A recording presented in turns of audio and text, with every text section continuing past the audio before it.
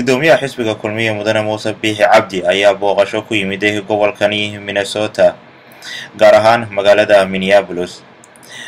gudoomiyaha Muuse Biixi markii uu ka soo degay garoonka diyaaraduhu oo ay soo caga dhigtaan ee ku yaala magaalada Minneapolis ee gobolkani Minnesota waxaa halkaasi ku soo dhaweeyay dadweyne fara badan oo iyagu ka tirsan jaaliyadda Somaliland ee iyagu ku dhaqan gobolkani oo ay ku jiraan taageerayaasha xisbiga kulmiye iyo labada xisbi qaran ee kale iyagu ka jira Somaliland.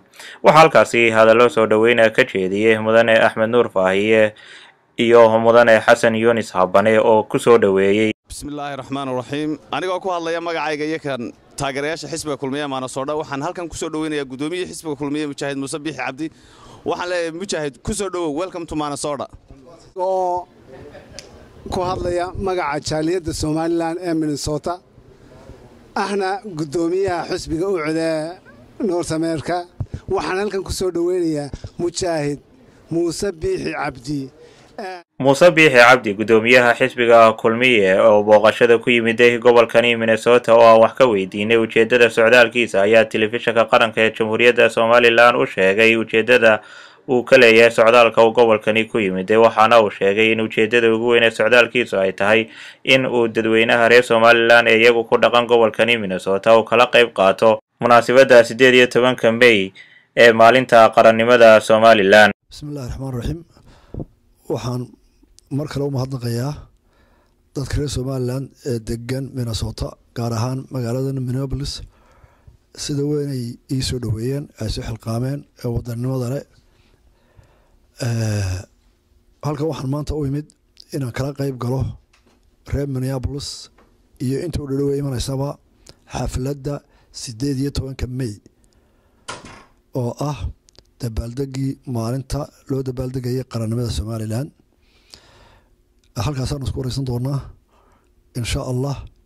waxay noogu dhamaan doontaa khayr iyo farxad ilaahay idinkiisa. qaar ka mid ah dadweynihii gudoomiyaha ku soo dhaweeyay magaaladani Minneapolis oo aan dareenkooda wax ka weydiinay ayaa iyagu ku jawaabay sidan. magacayga waxaa la yiraahdaa Dr. Maxamuud Maxamed Nuur Dr. Abayo. waxaan halkan maanta u taaganahay ama u joognaa oo ku soo dhaweynay gudoomiyihii xisbiga kulmiye Muuse Biixi. waxaan rabnaa inuu nagala qayb galo habeenka 18 May ee xusayna sanad guuradii Somaliland. awal waad mahadsantahay.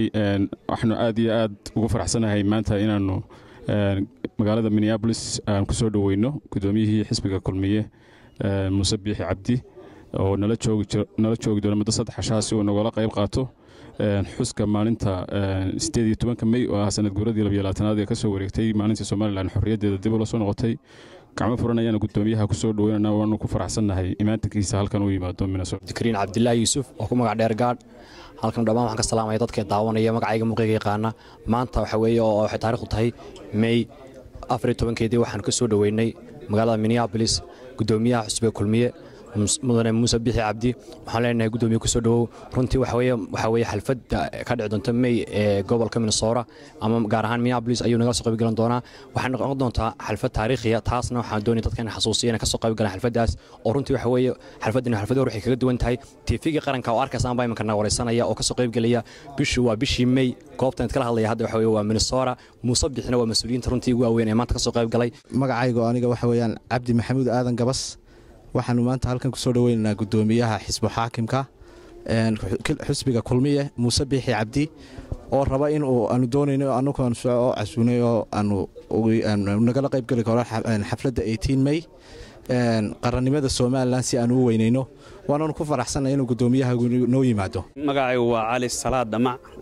waxaanu halkan maanta ku soo dhaweynaynaa gudoomiyaha xisbiga kulmiye Muuse Biixi Cabdi.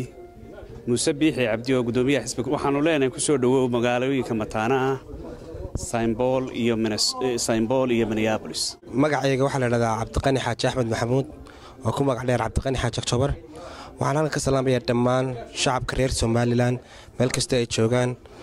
intiina arkaysa intiina codkayga maqlaysaba waxaan leenahay assalaamu calaykum wa rahmatullaahi wa barakaatuh. assalaamu calaykum. anigoo magacaygu yahay Mustafa Abras. waxaan maanta halkan ku soo dhaweynaa anagoo jaaliyadda Minnesota mujaahidkii weynaa Muuse Biixi Cabdi ahna gudoomiyaha xisbiga kulmiye. waxaanu Muuse noogu yimid inuu nagala qayb galo xafladda 18 May waana markii ugu horeysay ee mas'uul ka socday Soomaaliland nagala qayb galo ilaa iyo 2006 marka waxaan leenahay Mujaahid Muuse Biixi Cabdi soo dhawow gacmo furan inta uu nala joogana waxaanu u sameyn doonaa soo dhaweyn aad iyo aad u qiimo badan waxaan soo dhaweynaynaa oo aan aad iyo aad u soo dhaweynaynaa gudoomiyaha xisbiga kulmiye mudane Muuse Biixi Cabdi waxaan leenahay ku soo dhawow wadanku waa wadankaagi dadku waa dadkaagi dhammaan annagoo kala hadlayno aan kulmiye iyo wadani toona kala eegan iyo shacabtoona mar walba waxaan ku soo dhaweynaynaa si aad iyo aad lama filaan ah gacmo furan caleemo qoyan waxaan aad iyo aad sanadkan ay sanadii hore nooga doonaan doontaa 18 May oo nagala qayb gali doonto waanan ku faraxsanahay waanan ku soo dhaweynaynaa dhammaantayo gudoomiyaha Muuse Biixi Cabdi waxaa kaloo la filayaa marka uu ka qayb qaato xafladda sanad guurada ee lagu xusayo maalinta madaxbannaanida Jamhuuriyadda Soomaaliland kadib